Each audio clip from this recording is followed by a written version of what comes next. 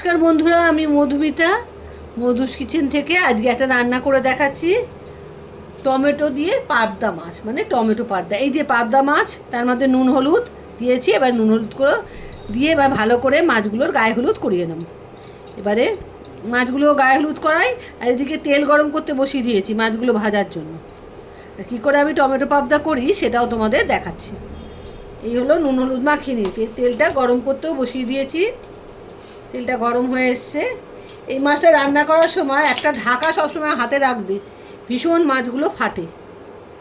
তেল গরম হয়ে এসছে, এবার আস্তে আস্তে একটা একটা করে মাছগুলো আমি ছেড়ে দেবো। মাছগুলোকে একটু ভেজে নিতে হবে। এই ঢাকা দিয়ে দিলাম। আবার একটু এক পিঠ হয়ে গেলে আবার নাড়িয়ে নিয়ে উল্টে দেবো। মাছগুলোকে ঢাকা খুলে উল্টে দেবো। এক পিঠ ভাজা হোক, তারপরে আমরা উল্টাবো। এবারে মাছগুলোকে উল্টো পিঠ করে ভেজে নেব। এই পিঠটা হয়ে গেছে।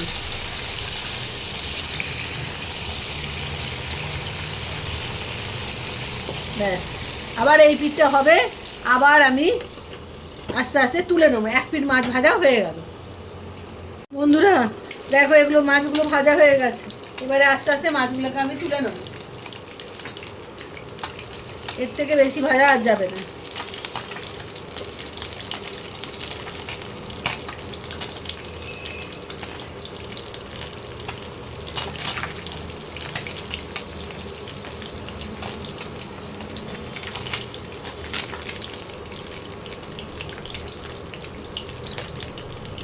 এইভাবে আমি প্রতিটা মাছকে ভেজে নেব, ভেজে আর তুলে নিচ্ছি।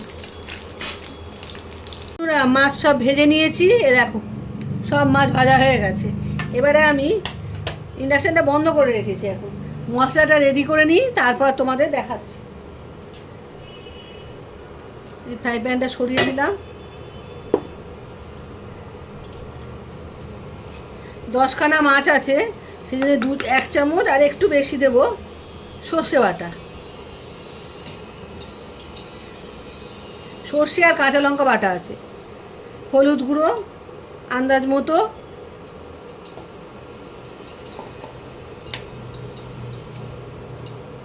নুন স্বাদ মতো,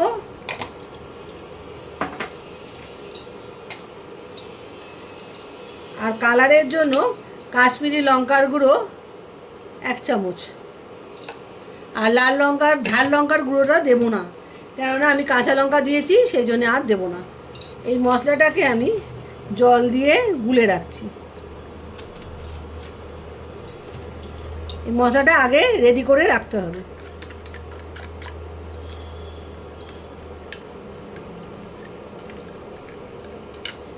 এবারে ফ্রাই প্যানটা বসিয়ে দিচ্ছি, ইন্ডাকশানটা জ্বালিয়ে দিচ্ছি।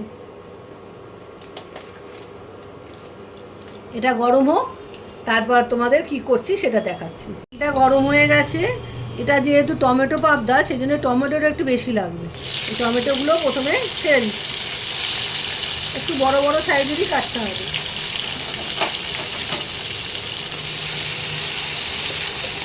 মাছ বুঝে টমেটোটা দেবে।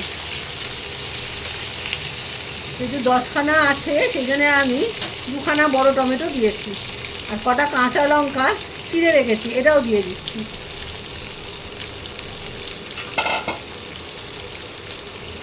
এটা একটু ভাজা ভাজা করে নিয়ে তারপরে মশলাটা দেব। টমেটোর কাঁচা গন্ধটা চলে গেছে। এবারে আমি যে মশলাটা রেডি করে রেখেছিলাম, সেই মশলাটা এবার দিয়ে দেবো।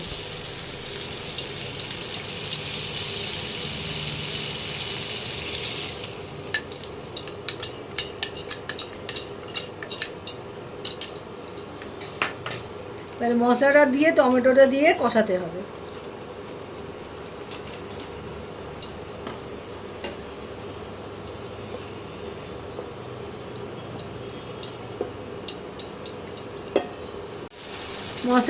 মশলাটা কষানো দেখো, কষিয়েছে। এভাবে তেল ছাড়তে আরম্ভ করে দিয়েছে মশলাটা দিয়ে। এইবারে আমি জল দেব। এরকমভাবে মশলাটা কষাতে হবে। উপরে যখন তেলটা ভাসবে তখনই জলটা দিতে হবে। এ দেখো, তেলটা ভাসছে উপরে। এবারে আমি জল দিয়ে দিচ্ছি।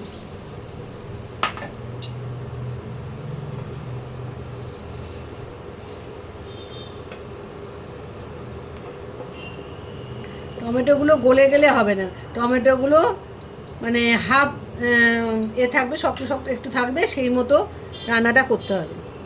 এবারে মাছগুলো আমি ছেড়ে দিচ্ছি, একটু ফুটুক। ঝোলটা ফুটতে আরম্ভ করেছে, এবারে মাছগুলো একটা একটা করে দিয়ে দেবো।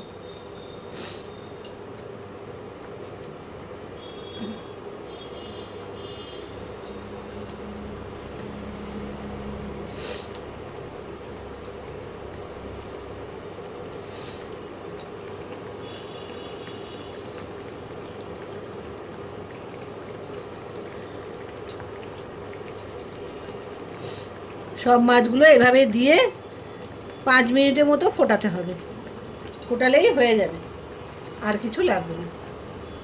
5 মিনিট ফুটিয়ে নিয়ে তোমাদের আবার দেখাচ্ছি। বন্ধুরা, 5 মিনিট হতে একটু বাকি আছে, আমি একটু ধনে পাতা কুচি ওপর থেকে ছড়িয়ে দিচ্ছি, এটা দেয়া হয়নি, তাহলে খেতে আরও সুন্দর হবে এই ধনে পাতাটা দিলে। এবারে এটা 2টো কাঁচা লঙ্কা দিয়ে দিয়েছি ওপর থেকে, এটা সুন্দর গন্ধ বেরোবে, কাঁচা লঙ্কা আর ধনে পাতার গন্ধ, ওই জন্যে তোমাদের দেখালাম। এইবারে আর 2 মিনিট রাখবো, রেখে তারপরে নামিয়ে নেবো। 2 মিনিট হয়ে গেছে, এবারে আমি টমেটো পাবদাটা দেখো রেডি হয়ে গেছে, রেডি। এবারে আমি এটাকে নামিয়ে ফেলবো, আর ফোটানো যাবে না, তাহলে মাছ সব ভেঙে যাবে। ভালো সেদ্ধ হয়ে গেছে। এইভাবে টমেটো পাবদা করতে হয়, তোমরা পুরো ভিডিওটা দেখবে, দেখে রান্নাটা করে খাবে, খুব ভালো হয় খেতে, টক টক ঝাল ঝাল দারুণ খেতে হয়। মাছটা ঢেলে নিয়ে তোমাদের দেখাচ্ছি। দেখো বন্ধুরা, বাটিতে ঢেলে ফেলেছি, টমেটো পাবদা রেডি। তোমরাও কিন্তু পুরো ভিডিওটা দেখো আর রান্নাটা করে খেও, খুব সুন্দর খেতে হয়, টক টক লাগবে, ঝাল লাগবে, দারুণ খেতে লাগবে, এই দিয়ে ভাত খাওয়া হয়ে যায়, আর কিছু লাগবে না। একবার করে খেয়ে দেখো আর বন্ধুদের মধ্যে শেয়ার করো। আবার একটা রান্না নিয়ে তোমাদের করে দেখাবো, রান্না আমি যেগুলো আমি বাড়িতে করে থাকি সেগুলোই তোমাদের সঙ্গে আমি শেয়ার করে থাকি। আজ তাহলে আসি, বাই বাই।